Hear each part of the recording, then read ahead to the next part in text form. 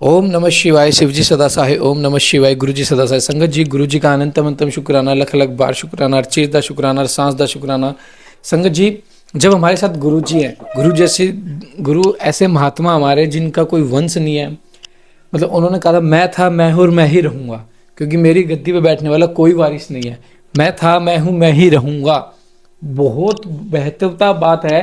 और संगत जी, उसके बाद भी गुरु जी से जुड़ने के बाद हम तंत्र मंत्र की तरफ भागते हैं। हम ये सोचते हैं कि हम गुरुजी हमारा कुछ कर ही नहीं रहे, गुरुजी हमें देख नहीं रहे। लेकिन ये नहीं पता गुरुजी जो देंगे ना वो परमानेंट खुशी देते हैं।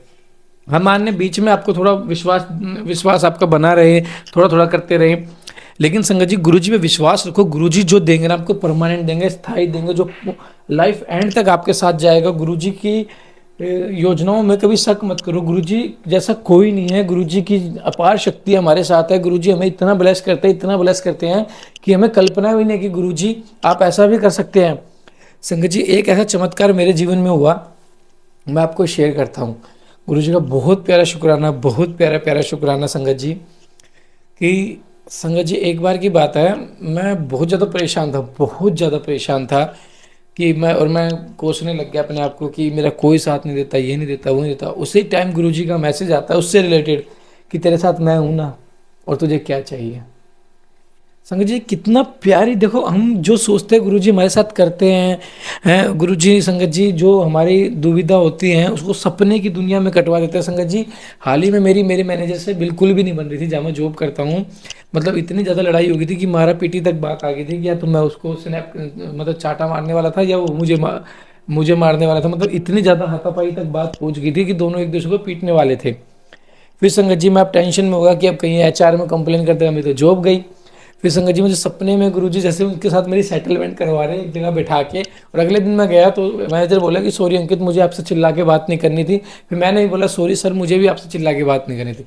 तो संगत जी देखो, गुरुजी ने कितने प्यारे वे में वो सुलझा दिया। और हाल ही में देखो, उसी उसी उसी दिन दो अदर मैनेजर्स की आपस में लड़ाई हुई थी, जिसमें से एक मैनेजर ने रिकॉर्डिंग करके एचआर में भेज दी और दूसरे मैनेजर को रिजाइन देना पड़ गया। लेकिन हमारे बीच ऐसा कुछ नहीं हुआ। क्यों नहीं हुआ? हमारे गुरुजी की वजह से।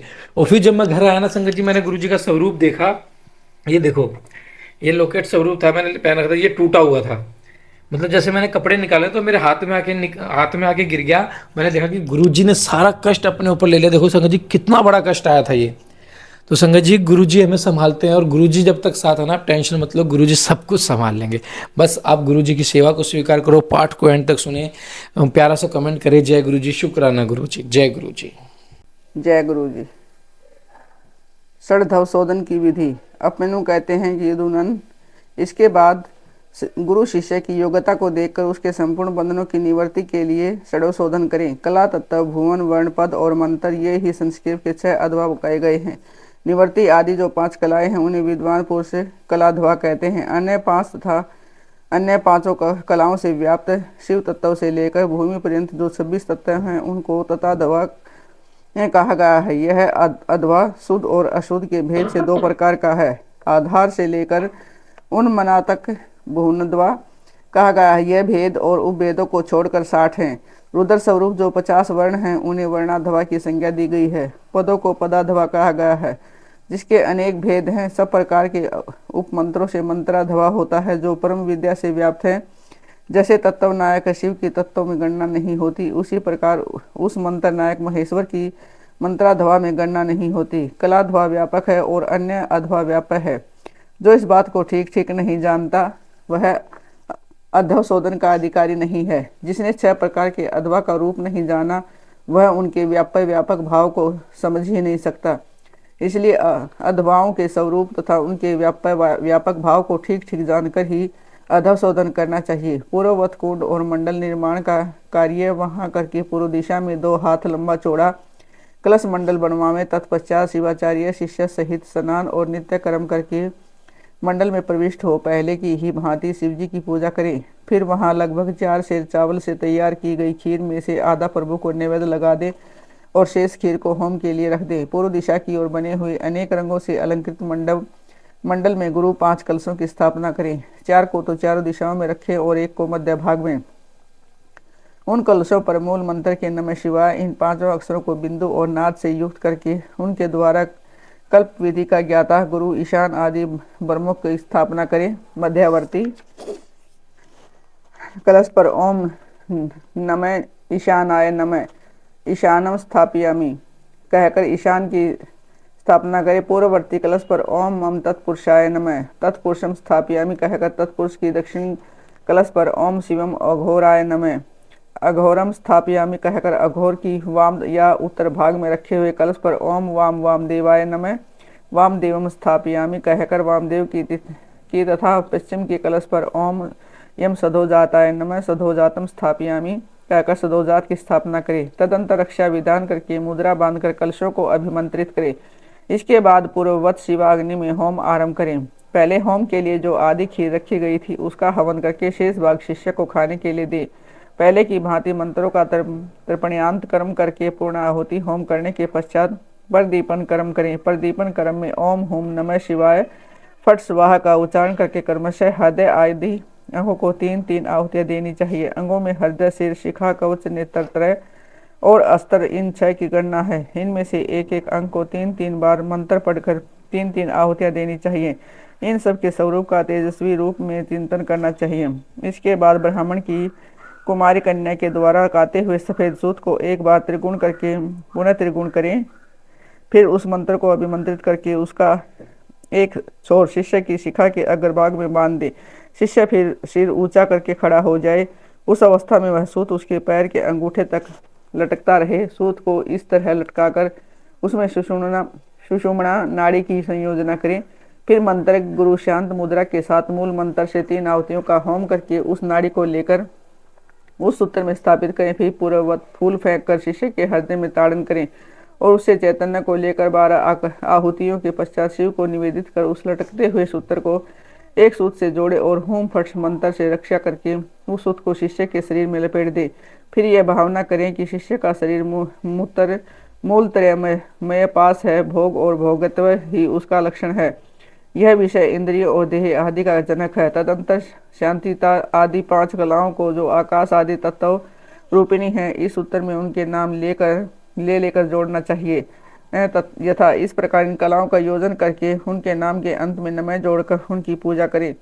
यथा शांति अतीत कलायै नमः शांति कलायै नमः इत्यादि, अथवा आकाश के बीजभूत हम यम रम लम वम लम मंत्रों द्वारा या पंचाक्षर के 5 अक्षरों में नाद बिंदु का योग करके बीज रूप हुए उन मंत्राक्षरों द्वारा कर्मशः पूर्वक कार्य करके तत्व आदि में मलालादि पाशों की व्याप्ति का चिंतन करें। इसी तरह मलादि पाशों में भी कलाओं की व्याप्ति देखें। फिर आहुति करके उन कलाओं को संदीप्त करें।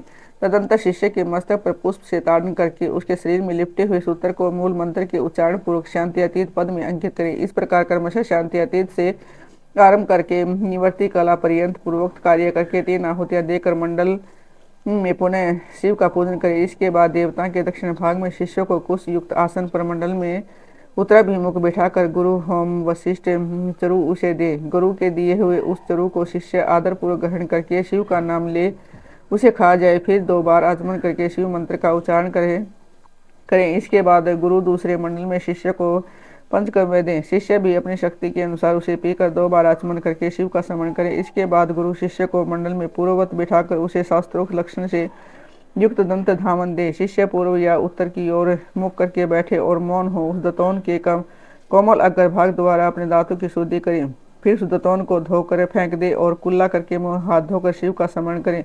फिर गुरु की आज्ञा पाकर शिष्य हाथ जोड़े हुए शिव मंडल में प्रवेश करें। उस फेंके हुए दतौन को यदि गुरु ने पूर्व, उत्तर या पश्चिम दिशा में अपने सामने देख लिया तब तो मंगल है, अन्यथा अन्य दिशाओं में देखने पर अमंगल होता है। यदि निंदित दिशा की ओर वह दिख जाए तो उसके दोष की शांति के लिए गुरु मूल मंत्र से 108 या 54 आहुतियों का होम करें।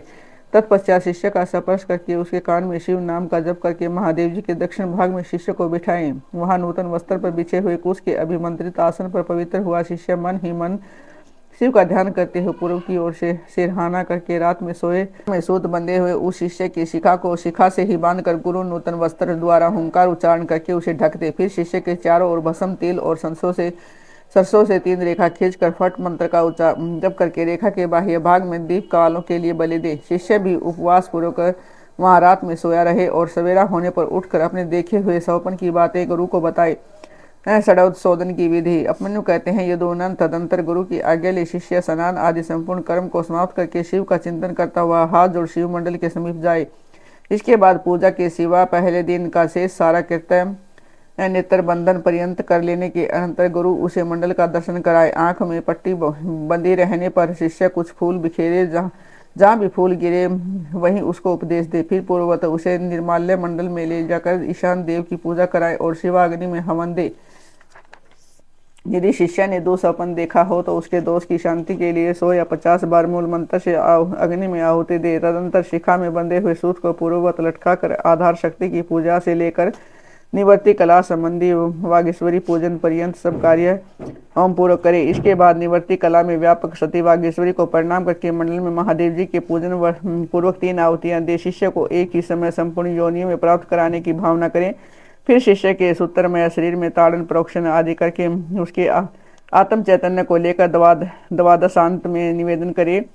फिर वहां से भी उसे लेकर आचार्य मूल मंत्र से शास्त्रोक्त मंत्र मुद्रा द्वारा मानसिक भावना से एक ही साथ संपूर्ण योनियों में संयुक्त के देवताओं की 8 जातियां हैं, तिर्यक योनियां, पशु पक्षियों की 5 और मनुष्यों की 1 जाति, इस प्रकार कुल 14 योनियां हैं। उन सब में शिष्यों को एक साथ प्रवेश कराने के लिए गुरु मन ही मन भावना द्वारा शिष्य की आत्मा को यथोचित रीति से वागीश्वरी के गर्भ में निविष्ट करे। वागीश्वरी में गर्भ की सिद्धि के लिए महादेव जी का पूजन प्रणाम और उनके निमित्त हवन करके चिंतन करे कि यथावत रूप से वह गर्भ सिद्ध हो गया। सिद्ध हुए गर्भ की उत्पत्ति, कर्मानुवर्ती सरलता, भोग प्राप्ति और प्रीति का चिंतन करें। तत्पश्चात उस जीव के उद्धार तथा जाति, आयु एवं भोग के संस्कार की सिद्धि के लिए 3 आहुति का हवन करके श्रेष्ठ गुरु महादेव जी से प्रार्थना करे। भोग तृत्व विषयक आसक्ति अथवा भोग तृप्ता और विषय शक्ति रूप मल के निवारण पूर्वक शिष्य के शरीर का शोधन करके उसके त्रिविध पास का उच्छेद कर डाले। कपट या माया से बंधे हुए शिष्य के पास का तंत्र भेदन करके उसके चैतन्य को केवल स्वच्छ माने। फिर अग्नि में पूर्ण आहुति देकर ब्रह्मा का पूजन करे। ब्रह्मा के लिए 3 आहुति देकर उन्हें शिव की आज्ञा सुनाए। पिता मैं यह जीव शिव के परम पद को जानने वाला है, तुम्हें इसमें विघ्न नहीं डालना चाहिए। यह भगवान शिव की गुरुतर आज्ञा है। ब्रह्मा जी को शिव का यह आदेश सुनाकर उनकी विधिवत पूजा और विसर्जन करके महादेव जी की अर्चना करे और उनके लिए 3 आहुतियां दे। तत्पश्चात निवर्ती द्वारा शुद्ध हुए शिष्य की आत्मा का पूर्ववत उद्धार करके अपनी आत्मा एवं सूत्र में स्थापित कर वागीश का पूजन करे। उनके लिए 3 आहुति दे और प्रणाम करके विसर्जन कर दे। तत्पश्चात निवर्त पुरुष प्रतिष्ठा कला के साथ सानिध्य प्राप्त स्थापित करे। उस समय एक बार पूजा करके 3 आहुतियां दे और शिष्य की आत्मा के प्रतिष्ठा कला में प्रवेश की भावना करे। इसके बाद प्रतिष्ठा का आह्वान करके पूर्वोक्त संपूर्ण कार्य संपन्न करने के पश्चात उसमें व्यापक वाघेश्वरी देवी का ध्यान करें। उसकी कांति पूर्ण चंद्रमा के मंडल के समान है। ध्यान के पश्चात शेष कार्य पूर्ववत करे। तदंतर भगवान विष्णु को परमात्मा शिव की आज्ञा सुनाए। फिर उनका भी विसर्जन आदि शेष कृत्य पूर्ण करके प्रतिष्ठा का विद्या से संयोग के उसमें भी पूर्ववत वह सब कार्य करे। साथ ही उसमें व्याप्त वागीश्वरी देवी का चिंतन पूजन अथवा प्रज्वलित अग्नि में पूर्ण होमांत सब कर्म कर्मशः संपन्न करके पूर्ववत नील रुद्र का आवाहन एवं पूजन आदि करे। फिर पूर्वोक्त रीति से उन्हें भी शिव की आज्ञा सुना दे।